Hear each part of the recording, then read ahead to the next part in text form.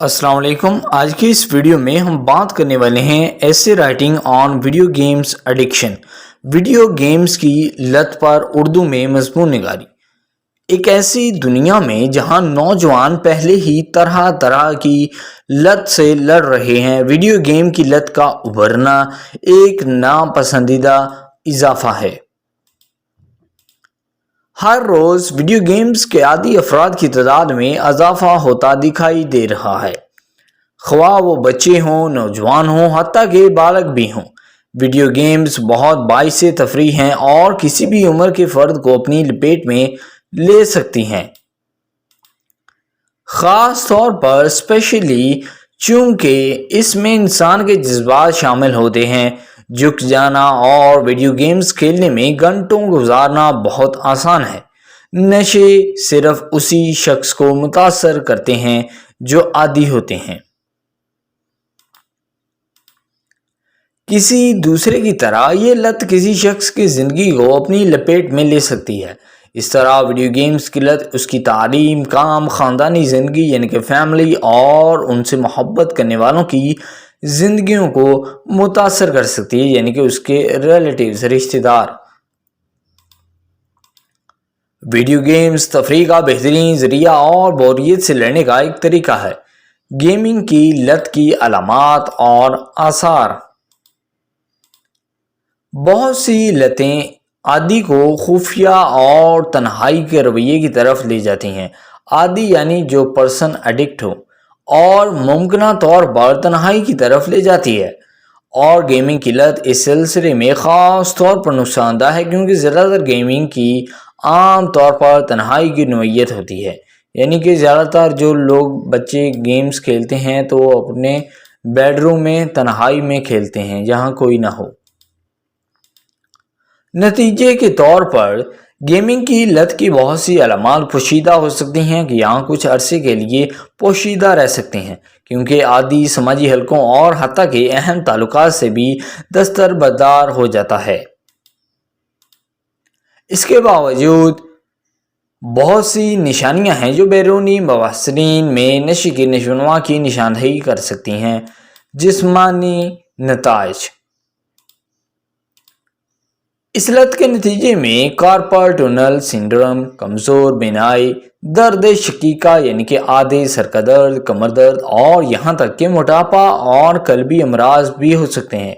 बैरूनी दुनिया में मामूल की कमी के साथ इसके अहम जिस्मानी नताइज हो सकते हैं। गेमिंग दिमाग को कैसे मुतासर करती है?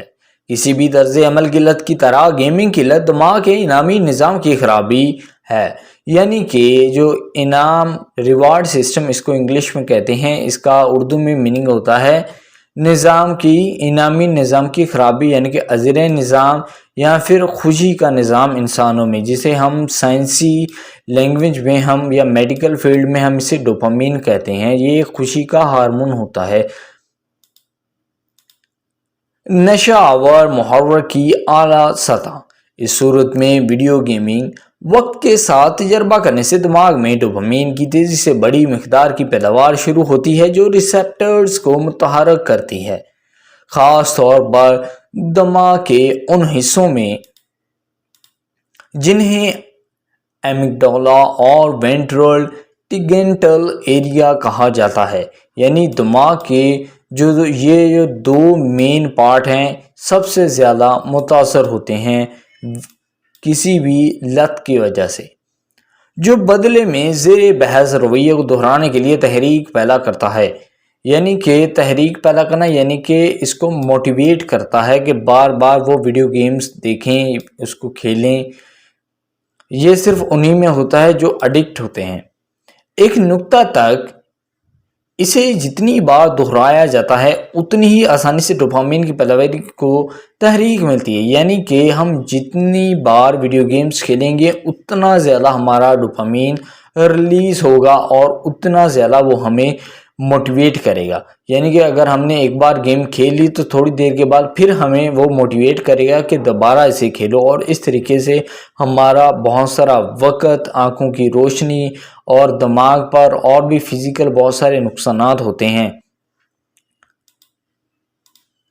تاہم however تھوڑی دیر کے بعد ڈوپامین یعنی کہ دماغ میں ڈوپامین کی اعلیٰ سطحوں کے لیے رواداری پیدا ہو جاتی ہے، یعنی کہ پھر ہمیں یہ مجبور کرتا ہے کہ دوبارہ اسی کام کو دہراؤ، اور اس طرح زیر بحث فرد لت کے رویے میں مشغول ہونے کی مجبوری محسوس کرتا ہے، اور جو اس لت میں ملوث ہوتے ہیں تو وہ ہمیشہ یہی بات کہتے ہیں کہ ہم مجبور ہیں۔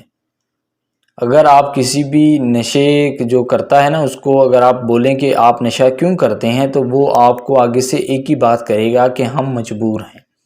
تو اس کا مطلب یہ ہوتا ہے کہ اس کا جو دماغ کا ڈوپامین یعنی کہ ریوارڈ سسٹم ہے نا وہ خراب ہو چکا ہے، اس کو ٹھیک کرنے کی ضرورت ہے، اس کے لیے کافی ٹائم لگتا ہے، اور دوستوں اور رشتہ داروں کا ساتھ ہونا اس میں بہت زیادہ ضروری ہے۔ کچھ میڈیسنز بھی ہوتی ہیں، سائیکولوجیکل تھراپی اور بھی کچھ طرح کی تھراپیز کا یوز کر کے اس لت سے چھٹکارا پایا جا سکتا ہے، اور نہ صرف اس لت سے بلکہ آپ کو جس بھی قسم کی کوئی بھی لت ہو، چاہے وہ گیمبلنگ سے ریلیٹڈ ہو یعنی کہ جوا سے ریلیٹڈ ہو، زیادہ کھانے کی عادت ہو، یا پھر شاپنگ کی عادت ہو، یا پھر کسی بھی طرح کا جو غلط کام ہے، تو اگر آپ یہ کام کو آزمائیں گے تو انشاءاللہ آپ اس کا حل نکال پائیں گے اور اس لت کو چھوڑ پائیں گے۔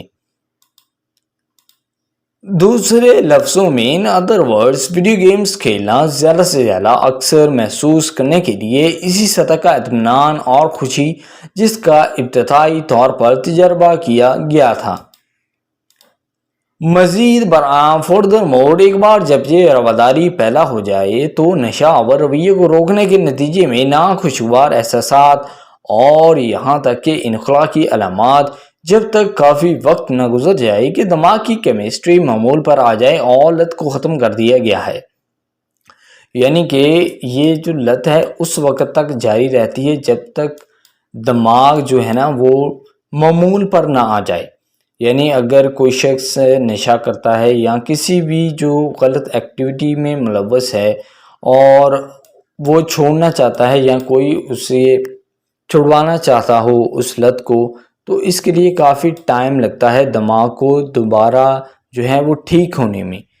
تو کیونکہ ڈوپامین جو سسٹم ہے نا دماغ کا یہ خراب ہو جاتا ہے، اور جب یہ خراب ہو جاتا ہے نا تو یہ بار بار پھر انسان کو موٹیویٹ کرتا ہے وہی کام دہرانے کا۔ اگرچہ لت کے رویے کو دوبارہ شروع کرنے کی خواہش اس میں شامل ہونے کی آخری مثال کے بعد مہینوں یا سالوں تک دوبارہ ہو سکتی ہے، یعنی یہ جو لت ہے نا اگر اس کو چھوڑ بھی دیا جائے تو یہ ممکن ہوتا ہے کہ دوبارہ 1 یا 2 یا 3 سال کے بعد یا کچھ مہینوں کے بعد انسان اس کو دوبارہ اپنا لے۔